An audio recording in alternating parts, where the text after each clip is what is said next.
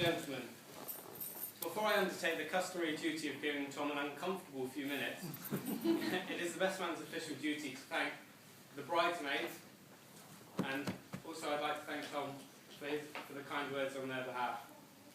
They all look wonderful today, and they've done a great job.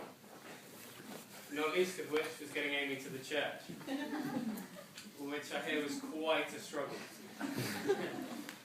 I'd also like, obviously, the bridesmaids are only eclipsed by Amy herself, and I'm sure you'll all agree she looks absolutely fantastic today.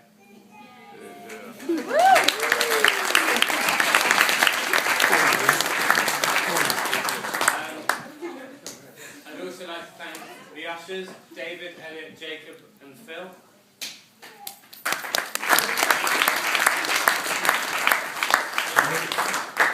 I know Tom had a tricky decision in selecting 4 members of friends and family capable of pointing at seats today, but you all did a fantastic. So they say a good best man's speech is a bit like a mini-skirt. Short enough to stay interesting, but long enough to cover all of the essentials. So, without further ado, here we go. About 18 months ago, I received a phone call from Tom, and after a general catch-up on the day's events, he took a deep breath and asked me a question. He goes, "Paul, what do you think about marriage?" I was a bit taken aback. I took a few moments and decided I had to answer him honestly. So as I turned to him, I said, "I'm flattered, mate, but I think we should just remain good friends."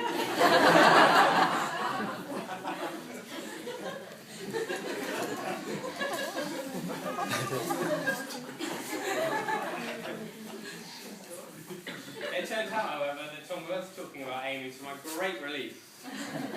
And in good time, Tom then asked me to be his best man. And I can honestly say, I'm absolutely honoured that he wanted me to play such a big part in your day. I just hope you don't regret that after the next few minutes.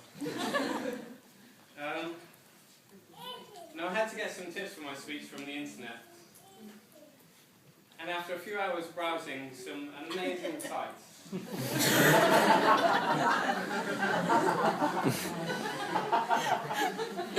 remember I was meant to be looking at speeches. So I thought I'd look into the wedding ceremony itself. And it became apparent that there were 3 key elements of the service. And these were the aisle. Apparently, Amy, it's the longest walk you'll ever make. The altar, where 2 become 1. And the hymn, the celebration of marriage.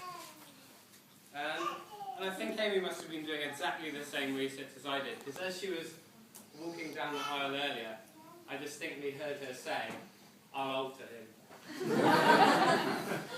And having spent some time with Amy's family last weekend, if it's not the case living under the same roof, I'm sure it's going to be the case from now on. So what can I tell you about Tom?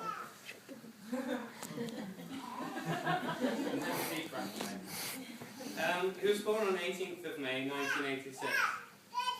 I tried to link this to some major world event, but as it turns out, nothing of importance happened on that day. I am reliably informed, however, that all the staff at the hospital that Tom was born at still refer to that day as Ugly Sunday.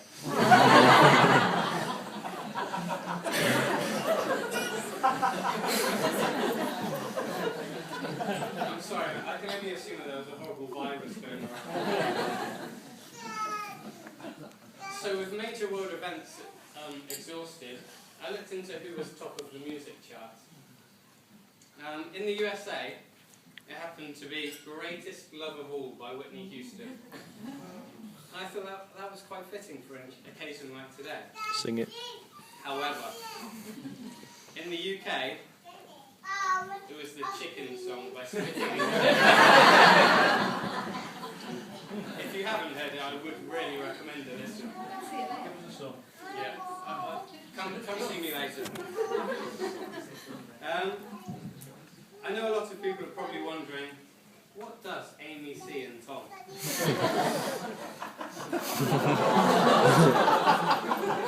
I have to say, I've known him for years and I'm asking myself the same question. Could it be his youthful looks? No? Judging by the fact he was ID'd for a 4-pack of J2O at the Tesco that he worked at, I'd say that was more embarrassing. So could it be his romantic side? Tom and Amy, Tom and Amy, as we know, have enjoyed their travels with trips to New York and Paris, among numerous other romantic weekenders.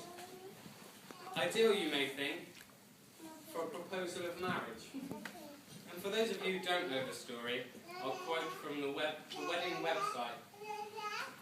After 5 years together, Tom got down on one knee in the lounge. Doesn't quite paint the picture.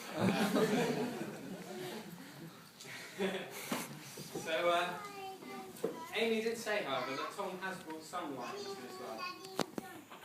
Well, said he always leaves the lights on. To me, means pretty much the same thing.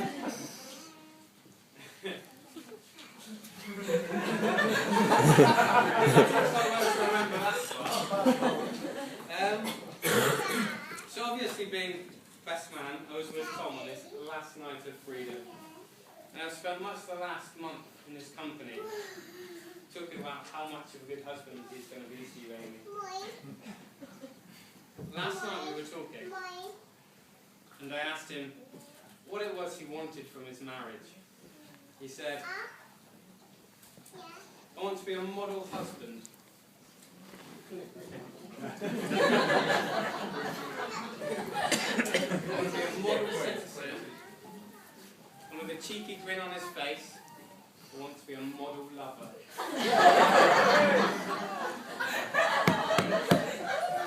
Being the naive chap that I am, I looked up model in the dictionary, and it said, a small, miniature replica of the real thing.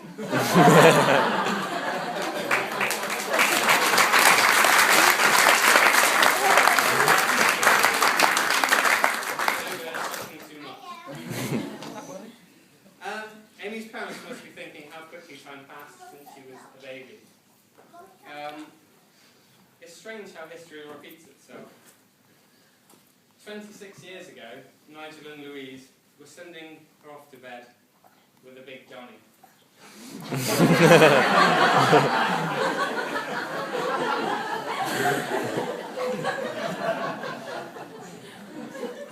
And here we are again.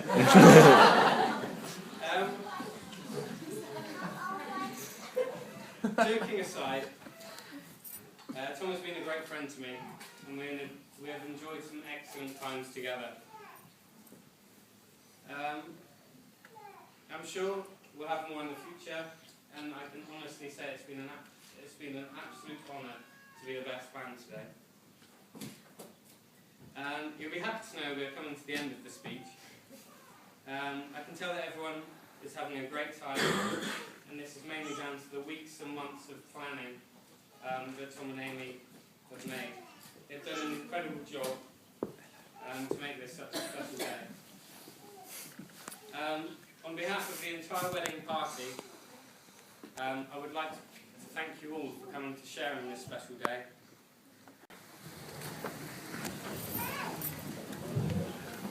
And raise your glasses in a toast to love, laughter, and happy ever after. Tom and Amy.